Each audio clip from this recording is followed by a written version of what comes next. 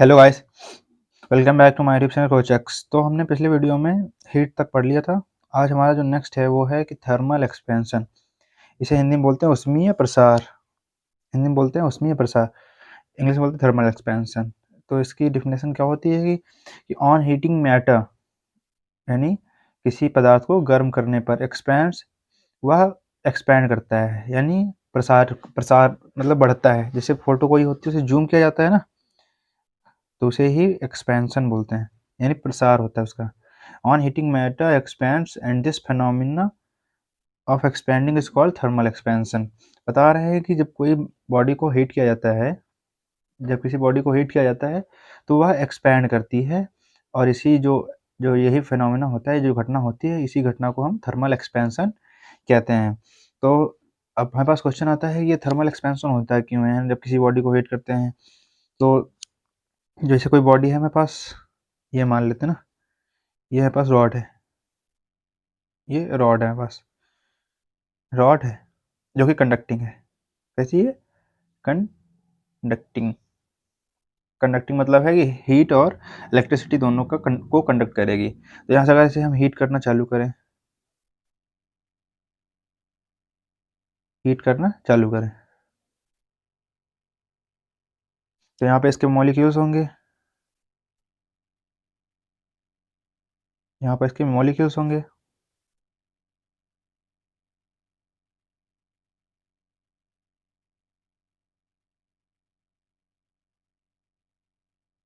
ये मॉलिक्यूल्स हो गए इसके ना, ये मॉलिक्यूल्स हो गए।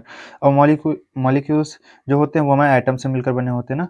तो अगर एक मॉलिक्यूल को बाहर लाएं हम, तो ये मॉलिक्यूल हो गया। जब इसको और जूम करेंगे तो इसके एटम हो जाएंगे।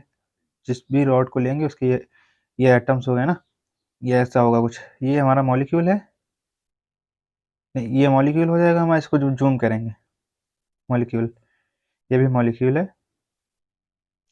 और इसको अगर हम इसका एक एटम सेपरेट करें यहाँ से, तो जब एटम बाहर निकालेंगे, एटम ये बाहर आ गया हमारा, ये एटम हो गया ना। अब एटम को अगर और जूम करें तो इसको कुछ ये ऐसा होता है ना। यहाँ पे इसका न्यूक्लियस होता है, इसमें प्रोटॉन और न्यूट्रॉन रहते हैं। यहाँ पे ये सेल्स होती है ना, इसमें इलेक्ट्रॉन रिवॉल्व करते हैं, इसमें दो होते हैं। तो जब हीट करेंगे हम इसे, मतलब जब इसको हीट करेंगे तो ये हीट हो रहा है। अब इसमें जब इलेक्ट्रॉन को एनर्जी मिलेगी, इलेक्ट्रॉन को एनर्जी मिलेगी तो ये बाहर चला जाएगा, ये बाहर जाएगा, जिसके कारण यहाँ पे रिपल्सन होगा। दूसरे के भी बाहर आएंगे, रिपल्सन होगा, जिसके कारण इनकी काइनेटिक एनर्जी इंक्रीज कर जाएगी। क्या हो जाएगा? काइनेटिक एनर्जी इंक्रीज करेगी। मतलब जब हम किसी बॉडी को हीट करेंगे तो उसकी काइनेटिक एनर्जी इंक्रीज कर जाएगी। हीट करने पर जब इंक्रीज हो जाएगी, उसके अंदर जो इलेक्ट्रॉन्स हैं तो वो अपने आप में रिपल्सन करेंगे। मतलब कि ये इलेक्ट्रॉन इलेक्ट्रॉन इलेक्ट्रॉन पे निगेटिव चार्ज होगा, दूसरा इलेक्ट्रॉन निगेटिव चार्ज आएगा, तो दोनों रिपेल करेंगे। जिसके कारण इनके जो एटम्स होते हैं, इनके बीच की जो एवरेज डिस्टेंस होती है, यानी औसत दूरी, एवरेज डिस्टेंस इंक्रीज कर जाती है, जिसके कारण इनकी हाइट और लेंथ, विड्थ में इक्वल चेंज आता है। तो हम कह सकते हैं कि इसके वॉल्यूम में चेंज आता है। तो इसको अगर हम लिखना चाहें तो कैसे लिखेंगे? लिखेंगे कि on increasing, on increasing, on increasing temperature,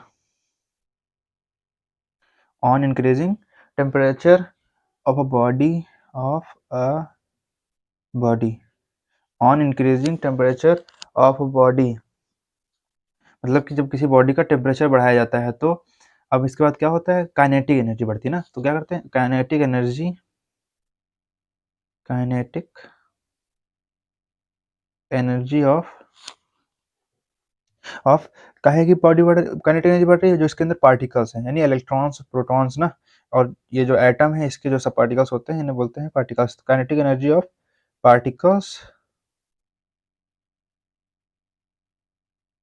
क्या इंक्रीज कर जाती है, तो इसे बोलते हैं कि kinetic energy of particles increases, increases, kinetic energy of particle increases, therefore, इसलिए, therefore they apply force to each other. Each other कौन सी फोर्स होती है? वो होती है रिपल्सन की फोर्स। रिपल्सन की फोर्स, क्योंकि सेम चार्जेस होते हैं, इलेक्ट्रॉन इलेक्ट्रॉन रिपल्सन होता है। It causes thermal expansion.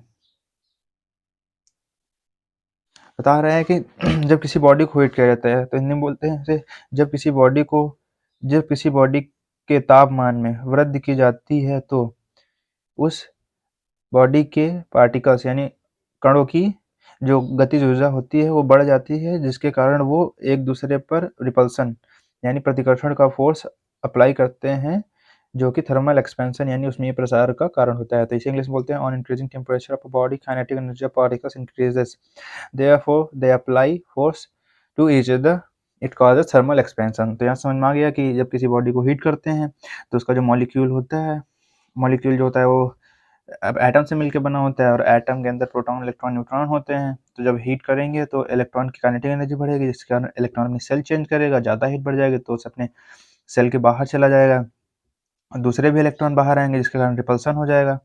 Repulsion होगा तो रिपल्सन के कारण एवरेज डिस्टेंस बिटवीन एटम्स बढ़ेगी तो मॉलिक्यूल्स में बढ़ेगी, जिसके कारण बॉडी एक्सपेंड कर जाती है। अगर इसके एग्जांपल देखें कि एक्सपेंशन के एग्जांपल हमको कहाँ देखने को मिलते हैं ना, तो जैसे देखने को मिलते हैं कि ठंडियों में कांच की प्लेटें चिटक जाती हैं, जैसे कि नीचे हीट हो रहा है, किनारे की बॉडी अपनी ठंडी रहती है और बीच में कुछ गर्म रख दो तो चिटक जाती हैं।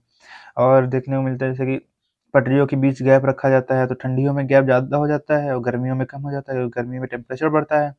जैसे दो पटरी होती हैं, रेल की पटरी, ट्रेन, तो इनके बीच जैसे गैप रखा जाता है, देखा होगा ट्रेन पे, तो ठंडियों में ये गैप हो जाता है, इसके कारण ये गैप रहता है। और जब गर्मी आती है तो ये एक्सपेंड करेगा, टेम्परेचर इंक्रीज करेगा जब, तो एक्सपेंड करेंगे तो दोनों ऐसे हो जाएंगे।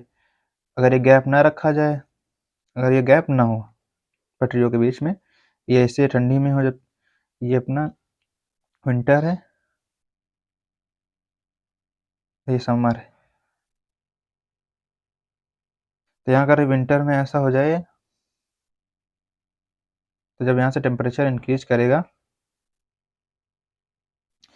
तो जब यहाँ पर टेम्परेचर हमारा इंक्रीज होगा गर्मियों के मौसम में, तो ये कुछ ऐसे जब एक्सपेंड करेंगी तो ये कुछ ऐसे बेंट हो जाएंगी, ऐसे हो जाएंगी, जिसके कारण ट्रेन की ट्रेन के डिसबैलेंस होने की घटनाएं बढ़ जाएंगी, इसके कारण ये गैप रखा जाता है।